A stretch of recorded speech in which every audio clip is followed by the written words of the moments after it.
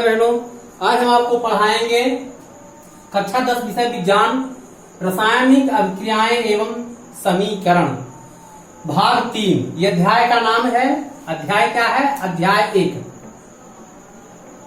अध्याय 1 रासायनिक अभिक्रियाएं एवं रासायनिक समीकरण। रासायनिक अभिक्रियाएं एवं समीकरण।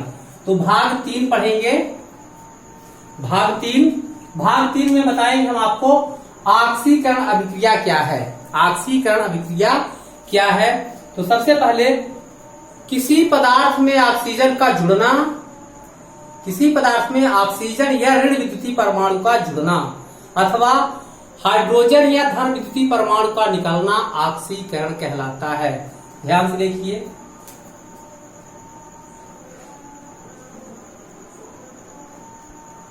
C+O2 CO2। यहां देखिए कार्बन है, तो कार्बन में ऑक्सीजन जुड़ा तो क्या हुआ? ऑक्सीकरण हुआ। फिर देखिए H2 + Cl2 HCl। ये मान लो कोई पदार्थ है, तो किसी पदार्थ में ऋण विद्युतीय परमाणु का जुड़ना है। ऋण विद्युतीय क्या? क्लोरीन है, तो क्लोरीन क्या है? ऋण विद्युतीय। तो यहां भी ऑक्सीकरण है। और देखिए Cu+O, Cu बन गया, क्यूप्रिक ऑक्साइड बन गया। ये क्या है? ऑक्सीकरण। किसी पदार्थ में ऑक्सीजन या ऋण विद्युतीय परमाणु का जुड़ना अथवा हाइड्रोजन या ऋण विद्युतीय परमाणु का निकलना। देख लीजिए यहां Cu+। यहां पर एक और उदाहरण बता दें, HI, ये 2HI, ये बना H2 + I2। यहां देखिए क्या हुआ? हाइड्रोजन क्या हुआ? निकल गया। तो किसी पदार्थ से हाइड्रोजन का निकलना, ये HI है, यहां से हाइड्रोजन निकला, तो हाइड्रोजन का निकलना भी ऑक्सीकरण है। हाइड्रोजन या धन विद्युतीय परमाणु का निकलना भी ऑक्सीकरण है। तो ऑक्सीकरण में क्या लिखेंगे? ऑक्सीजन का जुड़ना ऑक्सीकरण है, ऋण विद्युतीय परमाणु का जुड़ना ऑक्सीकरण है, और हाइड्रोजन का निकलना ऑक्सीकरण है, या ऋण विद्युतीय परमाणु का निकलना अपचयन। तो ये तमाम अभिक्रियाएं क्या है? ऑक्सीकरण। एक ऑक्सीकरण और इलेक्ट्रॉन स्थानांतरण के आधार पर आपको बता दें। जैसे हमने लिखा Na है, तो ये क्या होता है? Na+ इलेक्ट्रॉन, ये हो जाता धन, यानी इसका परमाणु क्रमांक 11, एक इलेक्ट्रॉन निकल जाता है, इस पर एक धन आ जाता है। तो किसी पदार्थ से इलेक्ट्रॉन का निकलना भी ऑक्सीकरण है। ये रही ऑक्सीकरण की परिभाषा। अब चलते हैं अपचयन। अपचयन, इसको उपचयन भी कहते हैं। तो अपचयन क्या है? किसी पदार्थ द्वारा हाइड्रोजन या धन विद्युतीय परमाणु का जुड़ना अथवा ऑक्सीजन या ऋण विद्युतीय परमाणु का निकलना अपचयन कहलाता है। समझ में आ गया? क्या लिखेंगे? किसी पदार्थ में हाइड्रोजन या धन विद्युतीय परमाणु का जुड़ना या ऑक्सीजन या ऋण विद्युतीय परमाणु का निकलना। जैसे देखिए CuO है, हमने इसको क्या किया? Cu+O2, यहां 2 से गुणा करेंगे, गर्म करेंगे, ये संतुलित हुआ। इस पदार्थ से क्या हुआ? ऑक्सीजन निकला, तो ऑक्सीजन का निकलना अपचयन, पच गया। ऑक्सीजन का निकलना अपचयन, ऑक्सीजन का जुड़ना ऑक्सीकरण। एक उदाहरण और बता देते हैं, ये FeCl3। यहां देखिए, यहां है SnCl2, SnCl2 नहीं दिख रहा, ऊपर लिख देते हैं। ध्यान से देखिए, एक और उदाहरण लिख देते हैं, किसका? अपचयन का उदाहरण FeCl3 + SnCl2। यहां देखिए, यहां आ गया FeCl2 + SnCl4, उधर भी नहीं दिख रहा। ये अभिक्रिया याद हो गई। अगला दिखाते हैं उदाहरण, और बहुत सारे उदाहरण दिखाते हैं आप। इतना ही भर नहीं है। अपचयन का उदाहरण जैसे मैंने लिखा Cl+ इलेक्ट्रॉन, ये बना Cl, एक ऋण, इलेक्ट्रॉन ग्रहण कर लेता तो कोई ऋण आवेश परिवर्तित। तो किसी पदार्थ द्वारा इलेक्ट्रॉन ग्रहण करने की प्रवृत्ति भी अपचयन कहलाती है। तो ऑक्सीकरण और अपचयन पहचानना है तो इन सभी परिभाषाओं को याद करना पड़ेगा, तभी तो आप याद कर सकते हैं, निकाल सकते हैं कि किसमें ऑक्सीकरण हो रहा है, किसमें अपचयन हो रहा है। यहां पर देखिए FeCl3 plus SnCl2 stannous chloride ये बनता है FeCl2 प्लस SnCl4। ध्यान से देखिए इसको।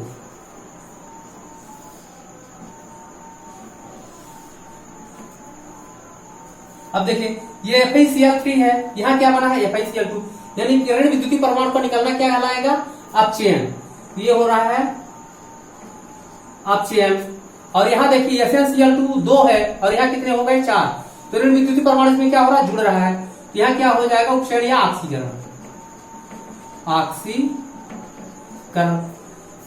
अब आता है रेडॉक्स अभिक्रिया क्या है, तो जिसमें ऑक्सीकरण और अपचयन दोनों साथ साथ होती हैं उसे रेडॉक्स अभिक्रिया कहते हैं। ये उदाहरण में लिख सकते हैं। वे रासायनिक अभिक्रिया जिसमें ऑक्सीकरण और अपचयन दोनों साथ साथ होती हैं उसे रेडॉक्स अभिक्रिया कहते हैं। बन जाएगा।